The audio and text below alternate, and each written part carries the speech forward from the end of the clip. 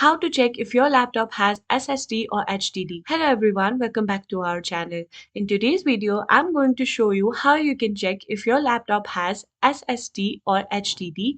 It's super simple, so let's get started. First, in order to check it, you need to simply press your Windows and R key together. This will open a run dialog box.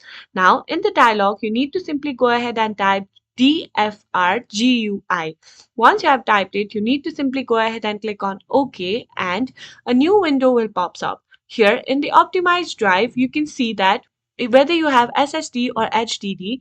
Here, as you can see, I have two drives over here, and both of them are solid state drive, which means SSD. Both of them are SSD, and in the same way, you can go ahead and check yours as well. And once you are done, you can click on close. And that's it. I hope you find this video helpful. If you did, please give us a thumbs up, subscribe to our channel, and I'll see you in the next video.